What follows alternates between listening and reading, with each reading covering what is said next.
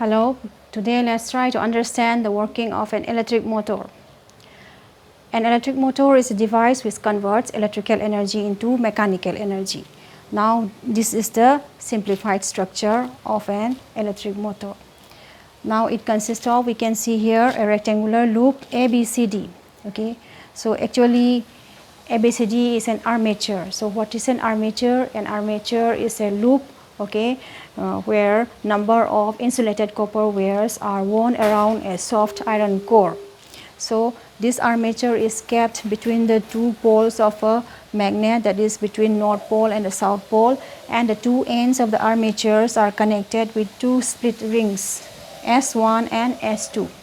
Again, these two split rings are connecting with two brushes. S1 is connecting with brush B1, S2 is connecting with brush B2. Now we can also see an axle is what? Connecting with this split ring inside.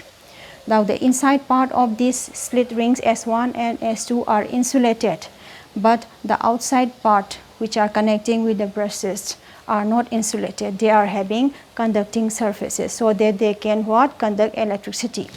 Now the two brushes are connected with the help of copper wires with this positive and the negative terminal of the battery. Now let's try to understand the working of this electric motor. Now when we put on this switch, electricity will start flowing. Okay, this arrow marks represents the direction of electric current through B1, S1, and then we can see here that electric current flows from A to B and then B to C, and it is returning back through CD and S2, B2, and so on. Okay, now we can also see that magnetic lines of forces are running. Okay, here this represents the magnetic lines of force, and arrow mark represents the direction of magnetic lines of force coming from North Pole to South Pole. Okay, now so we have to apply Fleming's left hand rule here.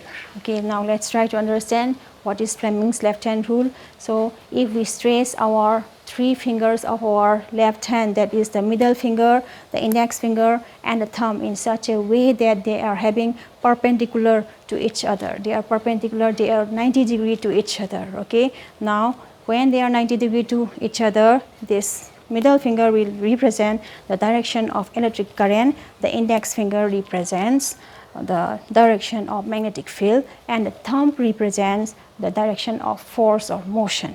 Okay, so middle finger represents direction of electric current, this index finger will represent the direction of magnetic lines of force, and this thumb will represent the direction of this motion, okay, or the force. Now we can apply Fleming's left hand rule when these magnetic lines of force, okay, and the current carrying conductor are perpendicular to each other. We can see here that AB and the CD are perpendicular, these magnetic lines of force. Okay, so here AB and the CD, in these arms, Fleming's left hand rule can be applied. But BC and the AD are not perpendicular, but they are what? Parallel to the magnetic lines of force, so there will be no effect of motion.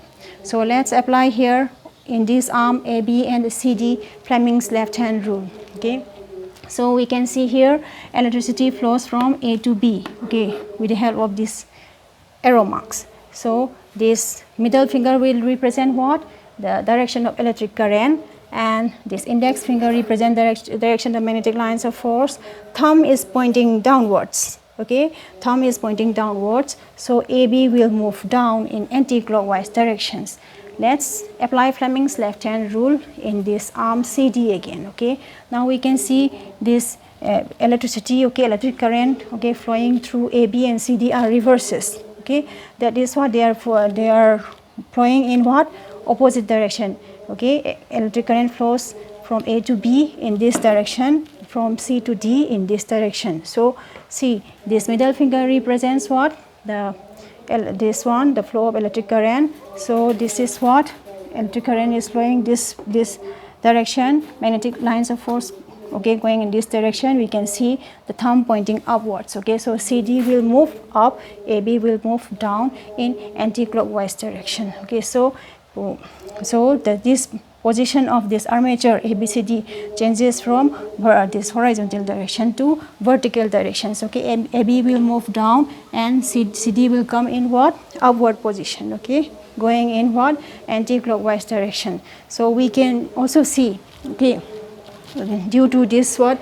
Attachment of the split rings S1 and S2 with the two ends of this what? Insulated copper wire with this coil. Okay, now along with the movement of this armature, the split rings and axle also move.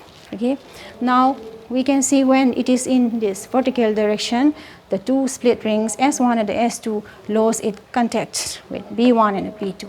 Okay, that means what? There will be no flow of electric current since they are losing their contacts. Okay, so the circuit is broken.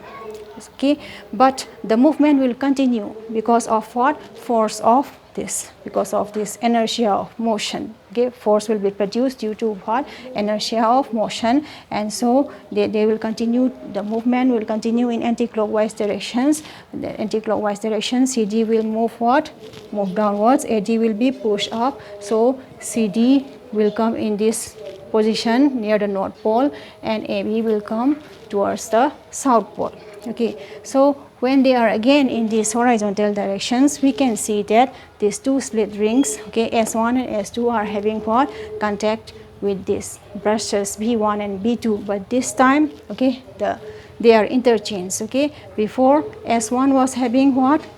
Contact with brush B1, but this time S2 is having contact with brush B1 and S1 is what? Contacting with brush B2. Okay, so due to this, the direction of the current will be what? Interchanged. Okay, now this time direction of the current will be from B1 to S2 and then from S2 to DC. Okay, before it was what? B1 to S1 and from S1 to AB, so the direction of the current is reverse. Okay, so current will move from DC to CB and the CB to BA and it will return back to S1, B2 and so on. Okay, now same principle will be used. Okay, same this Fleming's left hand rule will be applied here and CD will push down, AB will push up. Okay, in this position, and then this rotation will continue. Okay, this is how